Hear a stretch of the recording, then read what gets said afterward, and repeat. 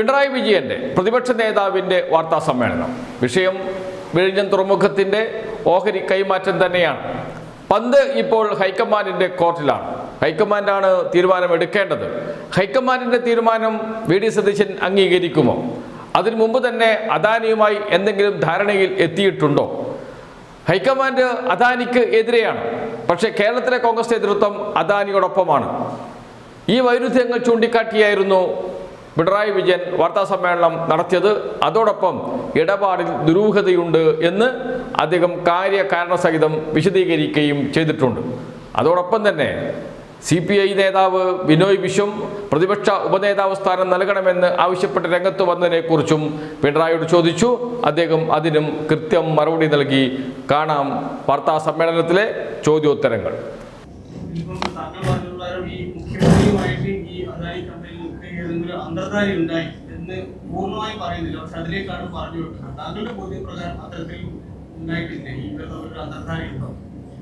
ഈ കാര്യങ്ങളില് നമ്മുടെ സംസ്ഥാനത്ത് നടക്കാൻ പാടില്ലാത്ത കാര്യങ്ങൾ നടക്കും. നിയമപരമായി നിർവഹിക്കേണ്ട ബാധ്യത നിർവഹിക്കുന്നില്ല. ആ ബാധ്യത നിർവഹിക്കാതെ തന്നെ അവരവരുടെ വഴിക്ക് മുന്നോട്ട് പോവുകയാണ്. അവിടെയാണ് പ്രസക്തമായ ചോദ്യം വരുന്നത്. എങ്ങനെയാണ് ആ ധൈര്യം കിട്ടുന്നത്?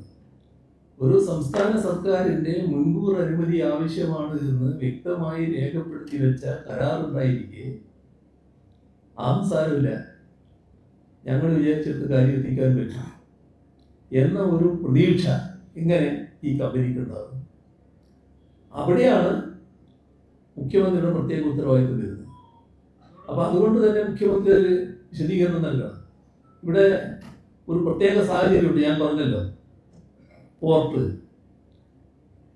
നിയമം, ധനം, മന്ത്രിസഭയിൽ പോകേണ്ട കാര്യങ്ങൾ വരുമ്പോൾ അത് കൈകാര്യം ചെയ്യേണ്ടത് മുഖ്യമന്ത്രി തന്നെ. എല്ലാം മുഖ്യമന്ത്രിയുടെ കയ്യിലാണുള്ളത്. അപ്പം എങ്ങനെ അത്തരം ഒരു സാഹചര്യം, പ്രത്യേക സാഹചര്യം കേരളത്തിൽ നിലനിൽക്കുമ്പോൾ ഈ പ്രത്യേക ധൈര്യം അദാനിക്കുണ്ടായി? അതാണ് സംശയം.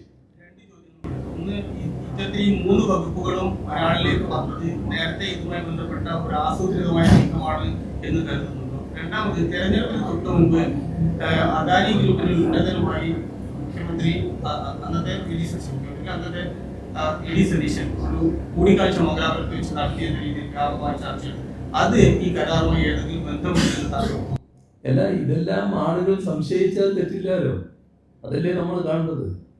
വളരെ വ്യക്തമായ നിയമവിരുദ്ധ കാര്യങ്ങളാണല്ലോ നീങ്ങിയിട്ടുള്ളത്. അത് ഏതെങ്കിലും ഒരു കമ്പനി, ഇതുപോലൊരു പ്രധാനപ്പെട്ട കമ്പനി ഇത്രയും നിയമവിരുദ്ധമായ കാര്യങ്ങൾ ചെയ്യാൻ ധൈര്യപ്പെടുന്നു.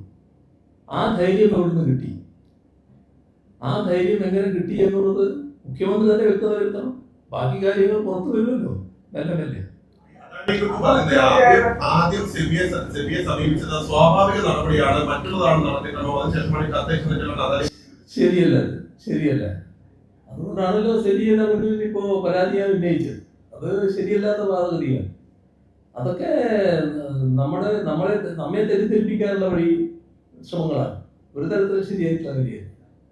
മുഖ്യമന്ത്രിയായിരിക്കുന്ന ഘട്ടങ്ങളിൽ ഏതെങ്കിലും തരത്തിൽ അദാനി സമ്മർദ്ദങ്ങൾ ഉണ്ടായിട്ടുണ്ടോ?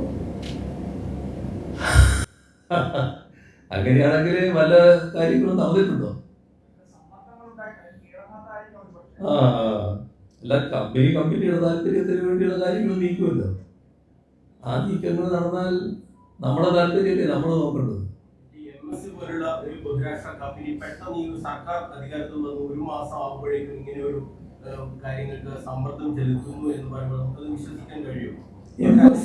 MSC അല്ല ഞാൻ ഇതിൽ കാണുന്നത്. MSC ഇതിന്റെ ഭാഗമായിട്ട് വരുന്നൊരു കമ്പനിയാണ്. അവരൊരു വലിയ ലോകത്തെ വലിയ കപ്പൽ കമ്പനികളിലൊന്നാണ്. അവർ നേരത്തെ നമ്മുടെ പോർട്ടിൽ വന്നിട്ടുണ്ട്. അത് അതിൻ്റെ മറ്റു വശങ്ങൾ വേറെയുണ്ട്. ആ ഒരു കമ്പനി ഇതിൻ്റെ ഉടമസ്ഥാവകാശത്തിൽ വന്നാൽ ഈ പോർട്ട് തന്നെ ഒരു മൊണോപ്പൊളി രീതിയിലേക്ക് പോകും. അത് മറ്റു കമ്പനികൾക്ക് വരുന്നതിന് അത്ര ഗുണകരമായിരിക്കില്ല. അതൊക്കെ അതിന് ഡെവലപ്മെന്റിനെ ബാധിക്കുന്ന കാര്യം. അത് നേരത്തെ ഞാൻ പറഞ്ഞിട്ടുള്ള കാര്യം. അതല്ല ഇതിന് പ്രശ്നം. ഈ അദാനി കമ്പനി എങ്ങനെ ഇത്തരത്തിലുള്ള വഴിവിട്ട നീക്കങ്ങൾക്ക് ധൈര്യപ്പെട്ടു? അതാണ് പ്രശ്നം.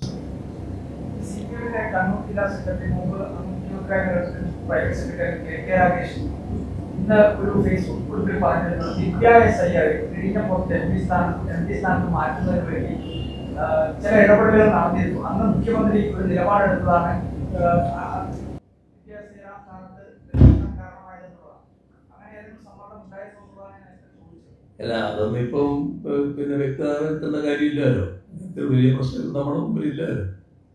വിദ്യാഭ്യാസ മാറ്റണമെന്ന് അദാനി ഗ്രൂപ്പിലെ ആരെങ്കിലും താങ്കളോടോ അല്ലെങ്കിൽ സംസ്ഥാന സർക്കാരിന്റെ ഭാഗമായ ആവശ്യം ഉന്നയിക്കപ്പെട്ടിരുന്നു. ചില പ്രശ്നങ്ങൾ അതുമായി ബന്ധപ്പെട്ടുണ്ടായിരുന്നു. ആ ചില പ്രശ്നങ്ങൾ അവരുമായിട്ട് ബന്ധപ്പെട്ടുണ്ടായിരുന്നു. അത് അദാനി ഗ്രൂപ്പിന്റെ വഴിവിട്ട ചില നടപടികൾക്ക് അനുകൂലമായ നിലപാട് എടുത്തു കിട്ടണമെന്നുള്ള ആഗ്രഹത്തിന്റെ മേലെയായിരുന്നു. അതിന് അവർ നിന്നിട്ടില്ല. നല്ല ധൈര്യമായിട്ട് ചില കാര്യങ്ങൾ നീക്കി. അത്രത്തോളം ഞാനിപ്പോൾ പറയുന്നുള്ളൂ. പിന്നെ ബാക്കി പിന്നീട് പറയാം. സമ്മർദ്ദമല്ല, സമ്മർദ്ദത്തിനൊന്നും അവർക്ക് ശേഷിയില്ല. അവരാ സമ്മർദ്ദം നമ്മളെ സമ്മർദ്ദം ഒരു അഭ്യർത്ഥന എന്ന് പറയാ. സമ്മർദ്ദമൊന്നും കൊണ്ട് നമ്മളെടുത്ത് വരാൻ പറ്റില്ല.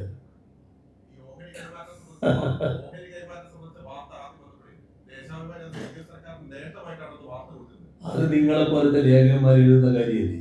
നിങ്ങളിപ്പോൾ ലേഖനം എഴുതി നിങ്ങൾ പത്രത്തിന്റെ ലേഖനാണെങ്കിൽ എഴുതി കൊടുത്താൽ അവർ മറ്റു കാര്യങ്ങൾ അറിയിക്കാതെ കൊടുത്താൽ അത് പത്രത്തിന്റെ നയമാണ്. അതിന്റെ പാർട്ടി പത്രമായാലും ഇതല്ലേ സംഭവിക്കുക. നിങ്ങൾ എഴുതി കൊടുക്കുന്ന പോലെ ഒരു ലേഖകൻ എഴുതി കൊടുത്തു, അതിന്റെ ഭാഗമായിട്ടൊക്കെ വന്നു പറയും. അത്രയേ ഉള്ളൂ. അതിന് വലിയ കാര്യമായിട്ട് കാണുന്നില്ല. അത് നിങ്ങൾ പിന്നീട് ചർച്ച ചെയ്തോളൂ. നിങ്ങൾ പാർട്ടി താല്പര്യം നിങ്ങൾക്കും ഉണ്ടല്ലോ. അപ്പൊ അത് നിങ്ങൾക്ക് നല്ല ഗൗരവത്തോടെ നോക്കണമെന്നല്ല നിങ്ങൾ ഉദ്ദേശിച്ചു. അങ്ങോട്ടൊന്നുമില്ല. ഈ ഒരു സ്വകാര്യ നിക്ഷേപം വരുന്നത് എങ്ങനെയാണ് വരുന്നത് ശരിയല്ല എന്ന് നമുക്ക് അടുത്ത ഘട്ടത്തിന്റെ വികസനത്തിലേക്ക് ഇത് ആവശ്യമില്ല. അത് അതിന്റെ വഴികളെല്ലാം തുറന്നു കിടക്കുകയാണ്. ഇത് വികസനം തടയാണ് ചെയ്യുക. ഞാൻ പറഞ്ഞത് നിങ്ങൾക്ക് മനസ്സിലായില്ല. അത് പ്രത്യേകിച്ച് മനസ്സിലാക്കണം. അതായത് ഇപ്പം നമ്മൾ അദാനി ഗ്രൂപ്പുമായിട്ട് ഒപ്പിട്ട കൺസെഷൻ കരാർ അനുസരിച്ചിട്ടുള്ള നടപടികൾ നടന്നു പോയാൽ ഈ പോർട്ടിന്റെ വികസനം വലിയൊരു നടക്കേണ്ടതായിട്ടുണ്ട്. ഇപ്പോൾ പോർട്ടിന്റെ ഒരു ടെർമിനലാണ് നല്ല നിലത്ത് പ്രവർത്തിക്കുന്നത്. എന്നാൽ മറ്റ് ടെർമിനലുകളിൽ കൂടുതൽ വികസിതമായിട്ട് ഈ പോർട്ട് പോകും. അപ്പോൾ ഏറ്റവും പ്രധാനപ്പെട്ട ഒരു കമ്പനിയായ MSC ഇപ്പോൾ വരുന്നു. എന്നാൽ അതുപോലുള്ള മറ്റു പല കമ്പനികളും ഇങ്ങോട്ട് വരും. അവർക്കെല്ലാം എക്സ്ക്ലൂസീവായിട്ട് തന്നെ ചില ടെർമിനലുകൾ ഉപയോഗിക്കാൻ പറ്റും. വൻപിച്ച സാധ്യതയാണ് ഈ പോർട്ടിനുള്ളത്. ആ സാധ്യതയെല്ലാം അടഞ്ഞു പോകുന്ന നിലയാണ് വരിക. അതാണ് ഇതിന്റെ പ്രശ്നം. ആരുടെ വിശദീകരണം?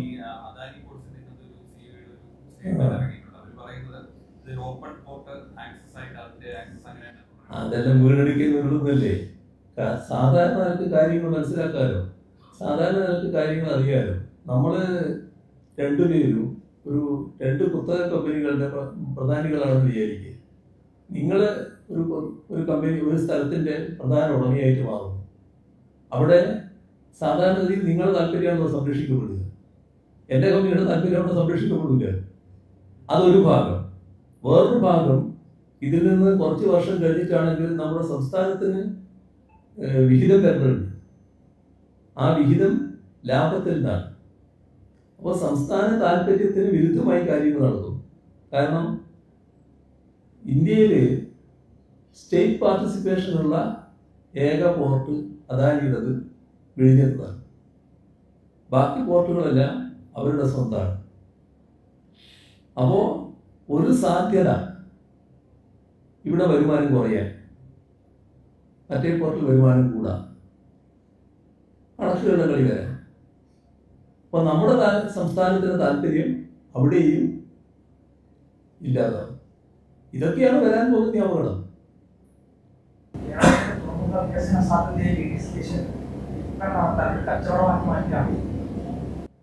ഇത് ഗൗരവമായിട്ട് എടുക്കണം. നമ്മുടെ സമൂഹം ഗൗരവമായിട്ട് എടുക്കണം. ഗവൺമെന്റ് ഇക്കാര്യത്തിൽ ഗവൺമെന്റായിട്ട് പ്രവർത്തിക്കണം. അദാനിയുടെ താല്പര്യം സംരക്ഷിക്കാനല്ല നിലകൊള്ളുന്നത്. ഗവൺമെന്റായിട്ട് പ്രവർത്തിച്ചുകൊണ്ട് ശക്തമായ ഇടപെടൽ വേണം. എങ്ങനെ ഇതിനെ നേരിടാമെന്നുള്ളതിൻ്റെ നിയമോപദേശം തരുന്നു. സെബിയുടെ മുന്നിൽ ഇതുമായി ബന്ധപ്പെട്ട എല്ലാ കാര്യങ്ങളും വ്യക്തമാക്കണം. അതൊക്കെ ആവശ്യം.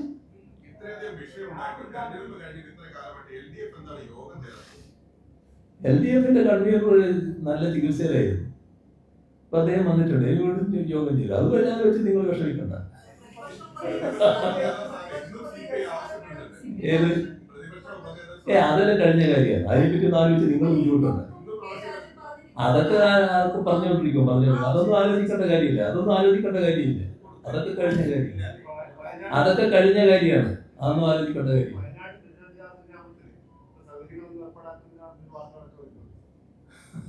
അത് അല്ല, അത് ഗവൺമെന്റ് ചെയ്യേണ്ട കാര്യമല്ലേ. അത് സ്വാഭാവികമായിട്ട് ചെയ്യുമെന്നാണ് ഞാൻ പ്രതീക്ഷിക്കുന്നത്. അങ്ങനെ ഒരു ക്രൂരത ഒന്നും കാണിക്കാൻ ഒരു ഗവൺമെന്റിനും കഴിയില്ല. അത് ഗവൺമെന്റ് മാറ്റം ഉണ്ടായി എന്നുള്ളത് കൊണ്ട് അവിടുത്തെ പുനരധിവാസത്തിന് ആവശ്യമായ സഹായങ്ങൾ ചെയ്യാതിരിക്കുമെന്ന് ഞാൻ പ്രതീക്ഷിക്കുന്നില്ല. ഏതായാലും അത് നടക്കും തന്നെയാണ് ഞാൻ കരുതുന്നത്.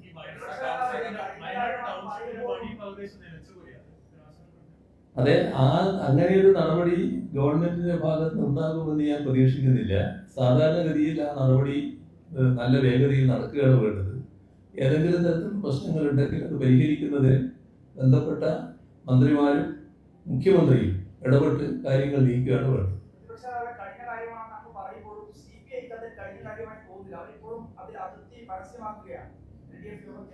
അത് അവർ പറഞ്ഞല്ലോ, എന്നല്ലേ നിങ്ങൾ പറയുന്നത്. ഞാൻ എന്റെ കാര്യം പറഞ്ഞല്ലോ. നിങ്ങൾ എന്തിനാണ് അതിന്റെ അപ്പുറം പോകുന്നത്? അവരവരുടെ കാര്യം പറഞ്ഞിട്ട് ഞാൻ എന്റെ കാര്യം പറഞ്ഞിട്ടുണ്ട്. അതാണ് മുന്നണിയിൽ നിൽക്കുന്ന വിഷയമല്ല. അതൊന്നും മുന്നണി ചർച്ച ചെയ്യേണ്ട കാര്യമല്ല. ഇതൊന്നും മുന്നണിയിൽ ഒരു കാലത്തും ചർച്ച ചെയ്തിട്ടില്ല. മുന്നണിയിലൊക്കെ നിയതമായ ചില നടപടിക്രമങ്ങളുണ്ട്, കീഴ്വഴക്കങ്ങളുണ്ട്. അതിൽ നിന്ന് വ്യത്യസ്തമായിട്ടൊന്നും മുന്നണി പോകില്ല. അത് കണ്ടാൽ മതി.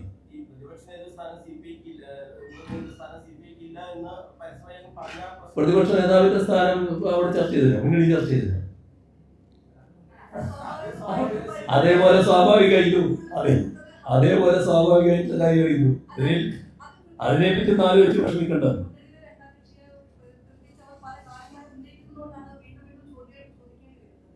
ഏത് അതുകൊണ്ടാണ് ഞാനും പറഞ്ഞുകൊണ്ടിരിക്കുന്നത്. ഞാനും അതിനെ പറഞ്ഞുകൊണ്ടിരിക്കുന്നത്. അപ്പൊ ശരി, നമുക്ക്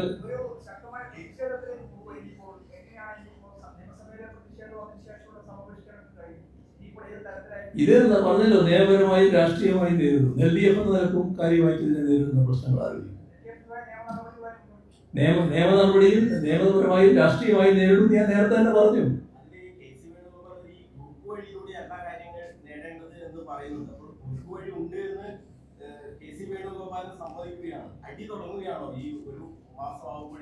എന്നൊന്നും ഞാനിപ്പോൾ പറയുന്നില്ല.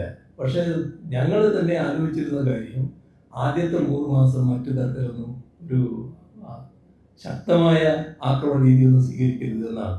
പക്ഷെ ഞങ്ങളെ കൊണ്ട് തന്നെ ശക്തമായ നിലപാടുകൾ എടുപ്പിക്കുന്ന നിലയാണ് ഗവൺമെന്റിന്റെ ഭാഗത്തുണ്ടായത്. അത് അവർ ചെയ്ത ചെയ്തികളാണ് റെഡിയാക്കിയത്. ആ ചെയ്തികൾ എല്ലാവരും കണ്ടുകൊണ്ടിരിക്കുകയാണ്.